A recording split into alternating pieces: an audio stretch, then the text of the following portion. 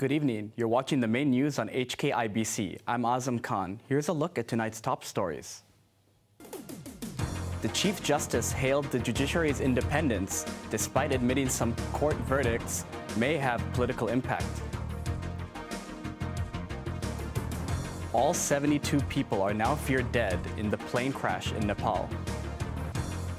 Hong Kong's top judge emphasized that decisions made by the courts remain independent, even if it carries a political impact. In the annual legal year opening ceremony, Andrew Chung also addressed concerns arising from Beijing's recent interpretation of the national security law. Janice Lowe reports.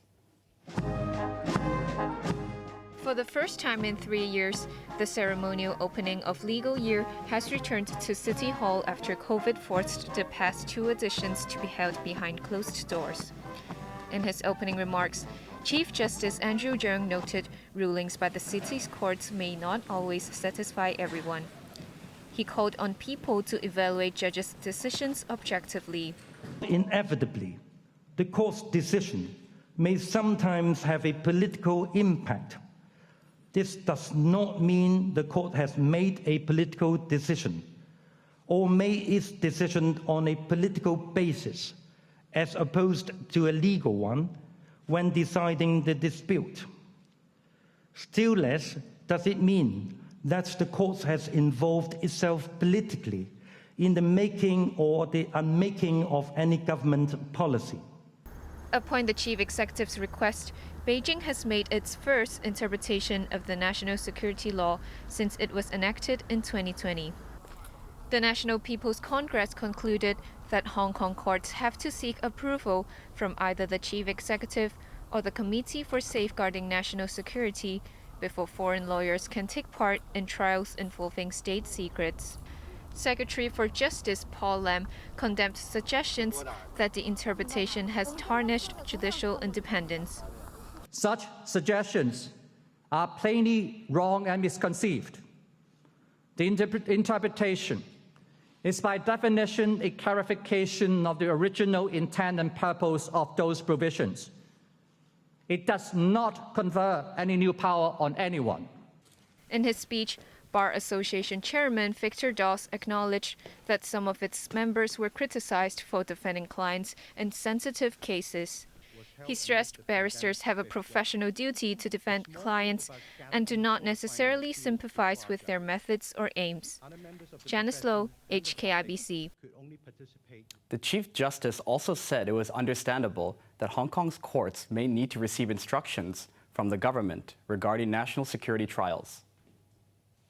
That in many jurisdictions and in many countries, questions of national security are fairly often, I wouldn't say exclusively, are fairly often dealt with not by the courts, but by the government and by the executive. Or at least, if those matters feature in court proceedings, the area in relation to national security is fairly often governed by some statement, some conclusive statement or certification by the executive. Now, that is understandable. After all, you are talking about national security. The court has no expertise. 2 public hospital doctors charged with manslaughter over treatment of a patient have been granted bail. Lam Chi Kwan and Chan Siu Kim appeared at the Eastern Magistrates Court this morning. The doctors at United Christian Hospital were alleged to have unlawfully killed Tang Kwai-tse, the 44-year-old patient who passed away from acute liver failure in 2017. The doctors failed to prescribe the requisite antiviral drugs to the mother of 2, and subsequent organ transplants failed to save her life. As part of the bail conditions, the doctors had to surrender their travel documents and must not contact the patient's family. Another hearing has been set in April. Beijing's top official in Hong Kong has vowed to facilitate communication between the 2 sides. Liaison Office Director Zhang Xiaoming, who assumed office on Saturday, delivered a 4-minute speech as he arrived for work. He pledged to speak more about Beijing's words in Hong Kong and more about Hong Kong's words in Beijing. The former head of the National Security Office added Hong Kong has a bright future as long as it stays away from chaos and does not go in the wrong direction. Zhang also gave his vote of confidence to Chief Executive John Lee, saying he will lead the SAR to new heights. The 59-year-old, who succeeds Luo Huining, insisted the rotation was a normal arrangement. As people turn to dating apps to find a partner, they may be unaware their personal data have been used for marketing purposes.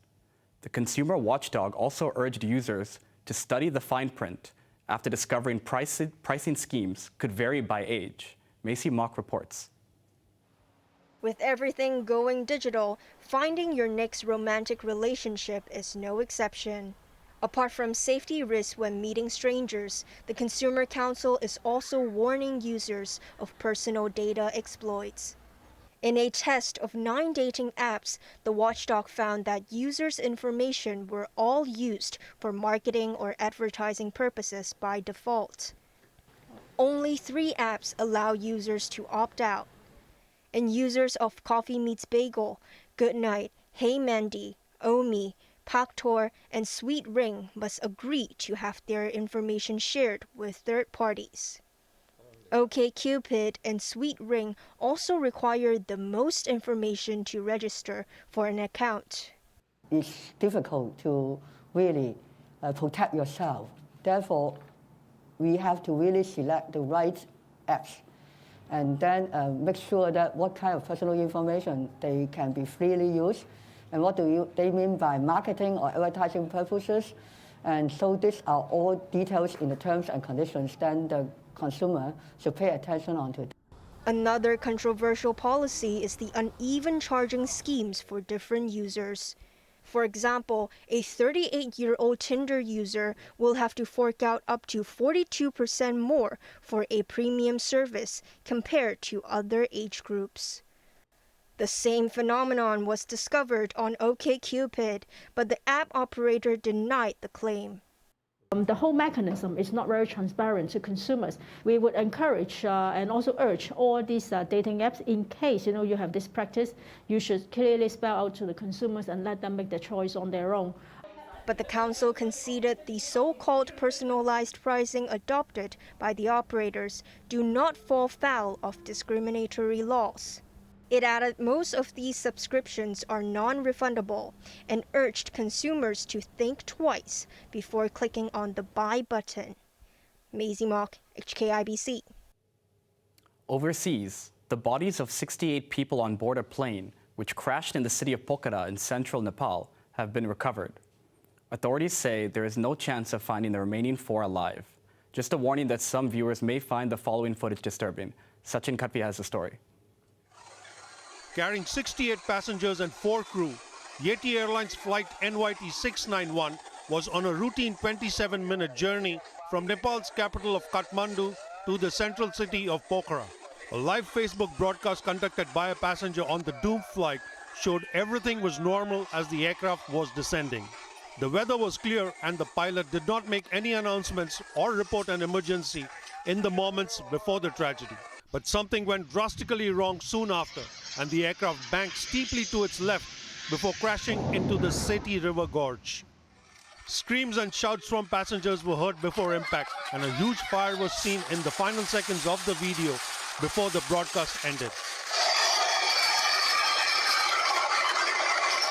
There was a lucky escape for people on the ground, as the crash site was not far away from residential buildings.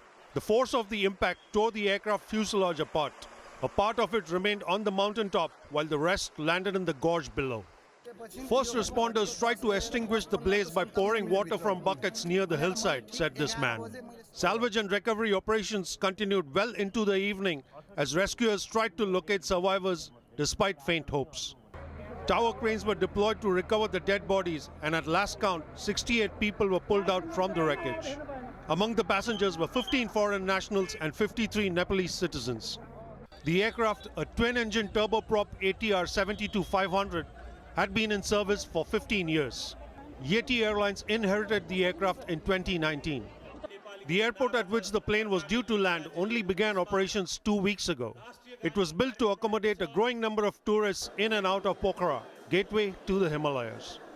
Reports suggested the pilot had sought permission to switch runways and the request was granted by air traffic control. As the bodies arrived at a local hospital overnight, grief-stricken families lined up for updates. By this afternoon, local authorities have declared the chance of finding the 4 missing passengers alive as nil.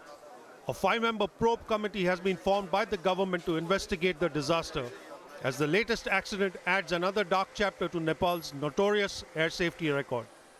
Sachin Katpi, HKIBC.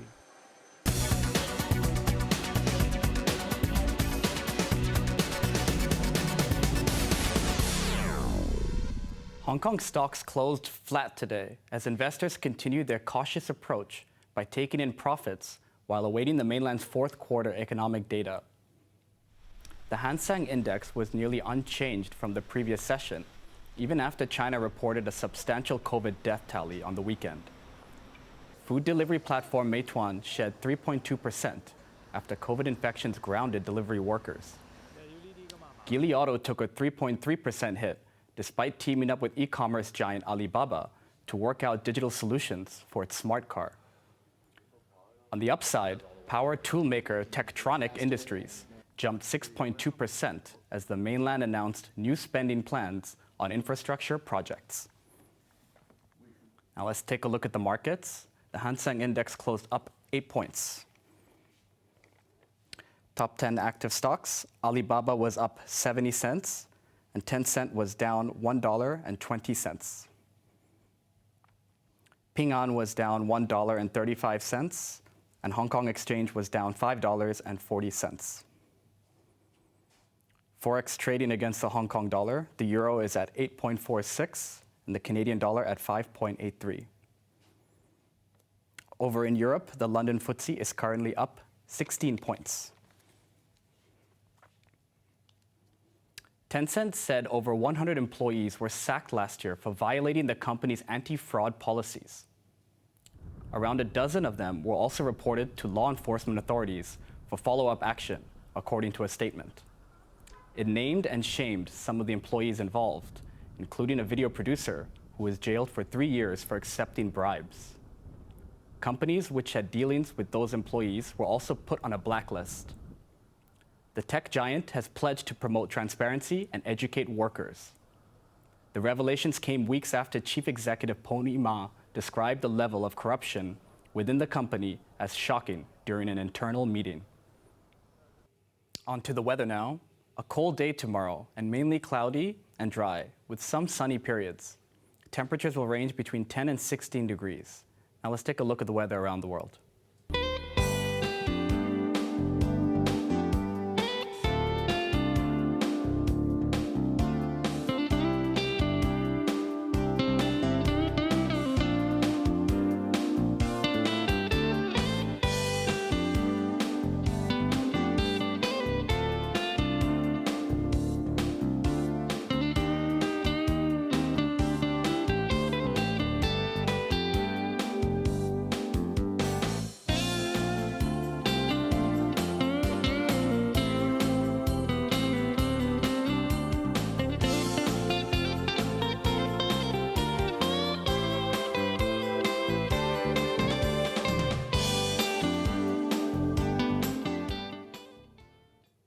That's our main news for Monday night. Join us for more news at 11. I'm Azam Khan. Thanks for watching. Good night.